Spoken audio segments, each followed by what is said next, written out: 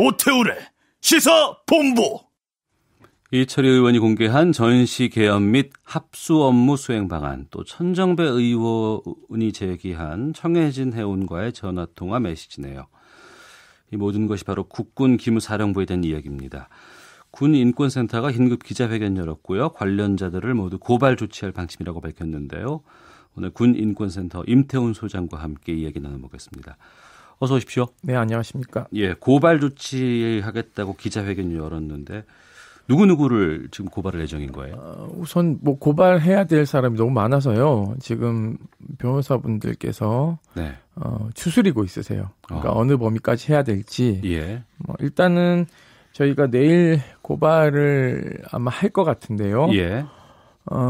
지금 이게 보고 라인이 어디까지 올라갔는지를 저희가 좀 보고 있고요.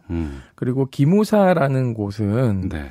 작전을 하는 부대가 아닙니다. 네. 그러니까 이분들은 전투하고는 아주 거리가 먼 그런 분들이에요. 정보 예. 수집하는 걸 중점적으로 하기 때문에요. 그렇기 때문에 여기 문건을 보면 그 공수부대를 어떻게 움직여야 되고 그리고 기계화 사단을 어떻게 움직인다 이런 게 구체적으로 나와 있어서요. 네네.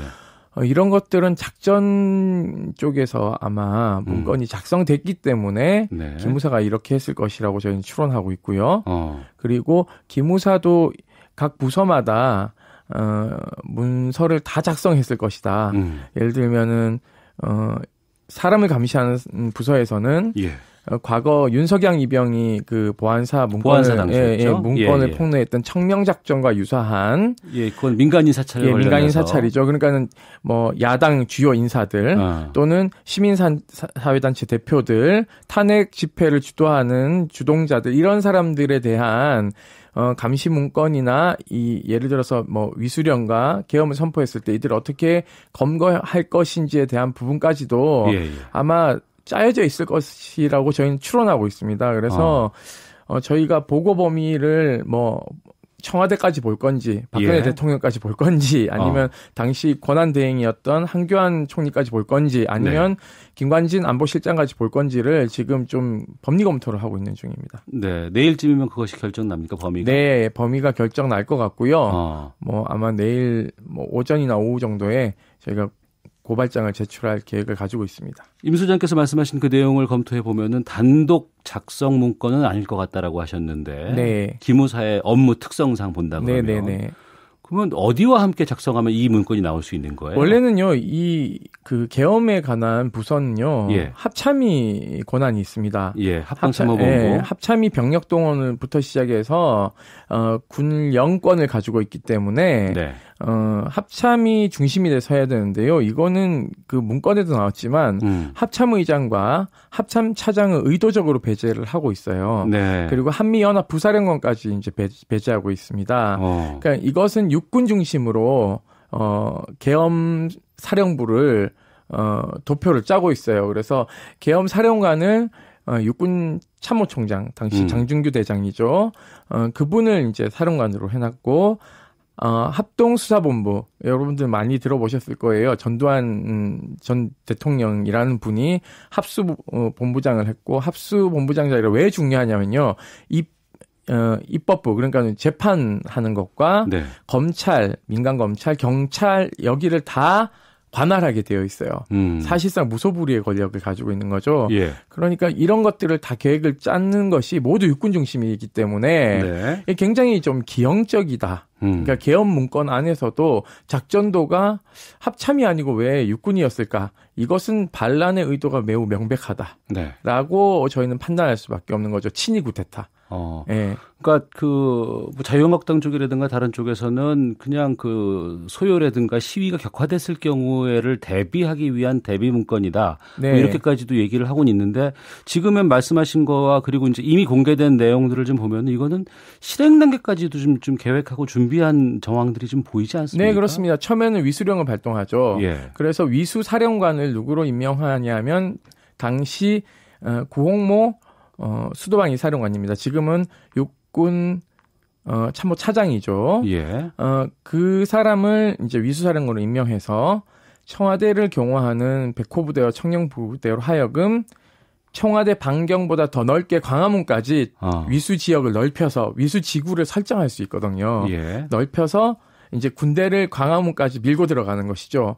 그렇게 되면 당연히 어떻게 됩니까? 뭐 군인과 민간인이 충돌하겠죠. 충돌이 나오죠. 예. 예. 그러면 이제 이게 그들이 얘기한 소요 사태가 커지니까 이때 경비계엄으로 넘어갑니다. 그러니까 경비계엄은 이제 체포할 수 있는 권한이 있어요. 네. 예, 군인이. 그러면은 이제 인계를 경찰이 해야 되는데요. 이렇게 되면 또 소요 사태가 발생하는 거 아닙니까? 네. 그러면은 이제 이게 비상계엄으로 확대되는 것이죠. 그 경우에는 입법, 사법, 행정권이 모두 그 군으로 일치되기 때문에 그때부터는 이제 야당 지도자들과 시민사회단체 대표들을 계엄 포고령 위반으로 밥 건거해서 군사 재판을 해부할 수 있죠. 군인들이 네. 재판을 하는 겁니다. 예. 그럼 단심이죠. 1심만 하게 되니까요. 예. 그러면 이 기무사의 역할이 군을 감시하고 군이 쿠데타를 일으키지 못하게끔 제어하는 역할들을 하고 있는 게 원래 목적 아닌가요? 그것도 목적이고요. 예. 방첩 업무도 목적이에요. 방첩 업무. 예, 그 두 가지가 주요 그런데 목적입니다. 민간인 소유에 대해서 이렇게 적극적으로 나올 수 있다는 게 가능한 겁니까? 네, 불가능합니다. 불가능해요? 이거는 불법 행위예요. 네, 이거는 내란 예비죄에 해당되기 때문에요. 네네. 그러니까는 자유당이 얘기하는 것이 그렇게 대비해야 된다라고 했을 때는요. 그건 합참이 준비해야 되는 거죠. 규정이라든가 역할 자체가 용납될 수 없는 상황이군요. 계엄법의 주무부서는 합참이고 네. 합참에 계엄을 담당하는 그 담당 부서가 있습니다. 예. 그렇기 때문에 이것은 명백한 월권을 넘어서 불법 행위죠. 그 내용 보면 이런 게 있어요. 그 계엄 협조관은 중대령급 요원으로 편성해서 정부 부처에 파견하고 연락관을 소집해서 정부 부처를 지휘 감독한다. 네. 그리고 보도 검열단을 파견해서 언론을 통제한다.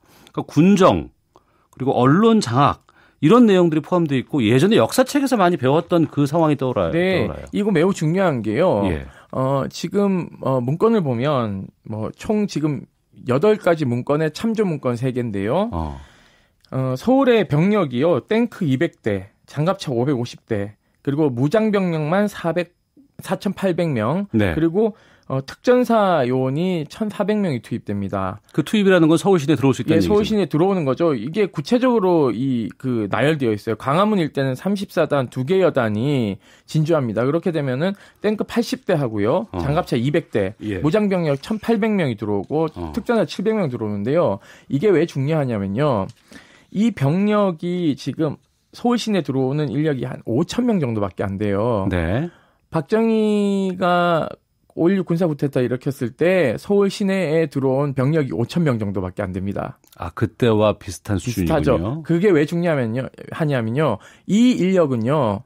가까이 있는 해병대 2사단 김포에 있는 병력만 출동해도 다 진압이 가능합니다. 그러니까 언론 장악이 매우 중요하죠. 예. 언론 장악을 해서 우리가 모두 장악했다는 거를 공표해야 전방이나 기타 이 반란에 가담하지 않은 군대가 반란군을 진압하러 못 들어오게 되는 상황이 발생하는 거죠. 예. 당시 이 역할을 한 사람이 김종필 전 총리죠. 네. 그렇게 해서 혁명 공약을 발표하면서 전방에 있는 부대들이 이거 끝났구나 라고 해서 진압을 할 생각을 못한 것이죠. 복귀해 보면 2016년 10월 25일경에 이제 JTBC가 태블릿 PC 관련된 보도를 하게 되고 네네. 여러 가지 사태가 일어나고 계속해서 11월 넘어가면서 거의 100만이 넘는 그 촛불 혁명이 계속해서 되고 12월 8, 9일쯤에 이제 국회에서 통과가 되고 네네. 3월쯤에 이제 헌재가 탄핵을 가결한 거예요. 네네. 근데 이게 그 문건 내용을 보면 상당히 구체적이고 한데 헌재가 탄핵을 기각할 것을 염두에 두고 예상하고 이거를 짰다는 거 아닙니까? 그러니까 이건 누구의 염원이 담긴 문건이냐면요. 예. 당시 탄핵이 인용될 거라는 것을 1도 생각하지 않은 네. 그분, 딱 한 분이죠. 네. 박근혜 전 대통령이 그러한 인식을 가지고 있었기 때문에 네. 그 인식을 바탕으로 아주 충실하게 만들어진 문건이다. 그러니까는 박근혜 정권에 대항하는 소위 말해서 우리 시민들에게 부정한 정권을 이렇게 몰아낼 수 있는 저항권을 무력화시키는 네. 아주 잔인한 작업인 것이죠. 그러니까 그것에 충실해서 잘 만든 문건입니다. 이 문건이 공정하게 만들어지려면요. 이렇게 만들어지면 안 되는 거죠. 탄핵이 인용될 때와 네. 기각될 때를 대비해야 되는 문건이. 두 가지 모두를 다 준비를 해야죠. 그렇죠. 예. 그렇게 해서 예를 들어서 친박 쪽이 폭력을 행사하거나 이랬을 경우에 어떻게 한다라는 것은 하나도 없습니다. 예. 그리고 또 하나는 만약에 경우에 탄핵이 기각돼서 청와대로 행진이 시작되고 뭐 경찰의 저시선을 뚫고 청와대 경내로 진입했을 경우에 과연 이런 방법밖에 없을까? 전 대통령을 헬기로 어떻게 탈출시키고 안전한 벙커로 어떻게 이동시키고 네. 이것을 어떻게 소요 사태를 무장병력이 아닌 평화로운 가운데 설득해서 정리할 것인가는 이 문건에는 하나도 없습니다. 예, 그러네요. 이 문건이 오류가 심각한 것이죠. 예, 극단적인 것들을 염두에 두고 작성한 문건이라고 볼 수밖에 없을 것 같은데. 네, 저는 박근혜 대통령의 욕구와 그리고 평소에 그렇게 하고 싶었던 기무사와 그리고 육사들의 어떤 로망이 한껏 담긴 저는 문건이라고 저는 판단하고 있습니다. 그럼 이제 지금 진행을 좀 더 나가보겠습니다. 네. 문건 관련자들 고발한다고 하셨어요. 네네. 문건은 실행되지 않았고 그 문건이 실행될 만한 상황도 만들어지지 않았습니다. 네네네. 법적으로 처벌이 가능합니까? 네, 처벌 가능합니다. 그러니까는 이게요 내란이라는 게 실행에 옮기면은 사실상 되게 엄벌이에요. 사형에 처하도록 돼 있어요. 성공한 구테타 뭐 이런 얘기 나오는 것처럼. 네, 그렇다더라도 형법상 내란죄는 네. 무기징역 사형입니다. 예. 수괴들은요. 근데 우리 예비죄라는 게 있어요. 그 예비는 어떤 것을 이제 그러니까 내란을 모의하는 거죠. 모의하는 것. 예. 그러니까 이거는 내란을 계획하거나 모의했다라고 일정 정도 판단할 수 있는 기준이 되는 유력한 증거이기 때문에요. 네. 사실은 그 수사는 개시하는 게 맞고요. 그리고 내란은요. 그 내란 예비만 하더라도 이것은 그 유기징역형에 처하도록 돼 있습니다. 네. 3년 이상의 유기징역형에 처하도록 돼 있어요. 그러니까 이제 보통은 형량이 어떻게 되냐면 몇 년 이하의 징역에 처한다라고 되어 있는데요. 3년 이상이니까는 이게 양형 범위 안에서 중대한 사람들은 예. 굉장히 중형에 처할 수도 있다라는 것을 염두에 둬야 되는 것이죠. 예. 그리고 이 문건이 나왔기 때문에 문건을 작성한 사람도 누군지 특정할 수 있지 않겠습니까? 네, 지금 특정이 됐고요. 저희가 그날 기자회견 때 발표한 게 현 기무사 참모장 소강원 소장입니다. 이분이 이 문건만 작성한 것이 아니라 세월호 그 TF에서 유가족들을 감시하고 체포조를 그 유병원 체포조를 짜서 당시에 막 잡으러 다니고 그랬어요. 이분이 전라도 지역을 관장하는 기무부대장이었기 때문에 그런 일을 했다는 것이죠. 더욱 충격적인 것은요. 당시 이 사이버 댓글 조사 부대. TF가 있었죠. 그것을 조사하는 단장이 지금 현재 국방부 검찰단장이에요. 국방부의 검찰단장이죠. 그러니까 검찰 중에, 그러니까 우리로 치면은 뭐 한 중앙지검장 정도 된다고 보시면 됩니다. 그런데 이분이 이 사실을 알고 분명히 있었을 텐데 왜 저는 여쭙지 수사를 하지 않았을까도 좀 의문이에요. 그래서 이 사건을 우리가 이분 소강원 참모장을 고발을 한다 해도 과연 군 검찰이 공정한 수사를 할 수 있을까? 또 저는 좀 의문점입니다. 군 검찰이 공정하지 않다고 만약에 생각한다 그러면 다른 방법은 어디로 가면 될까요?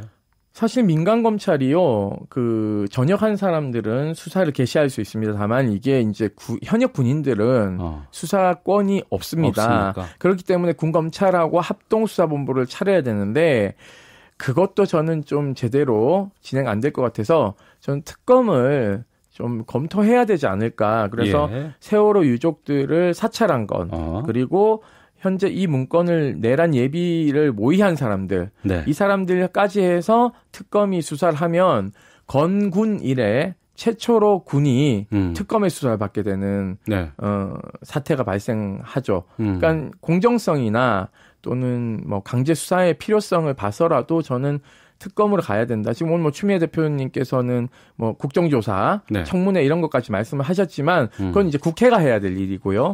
이제 강제 수사권을 가진 이제 사정기관이 움직여야 되는 지점에서도 저는 강제 수사의 필요성을 반드시 국회가 좀 지적해야 된다라는 말씀을 드리고 싶습니다. 그런 철저한 수사 반드시 필요할 것 같고 이 기무사의 개혁이라든가 이 조직에 대한 변화까지도 좀 생각을 해봐야 될 것 같은데 네. 그 시간이 좀 많이 걸릴 것 네, 같아서 네. 다음에 따로 좀 잡도록 네, 하겠습니다. 그렇게 하겠습니다. 지금까지 군인권센터의 임태훈 소장과 함께했습니다. 오늘 말씀 고맙습니다. 감사합니다.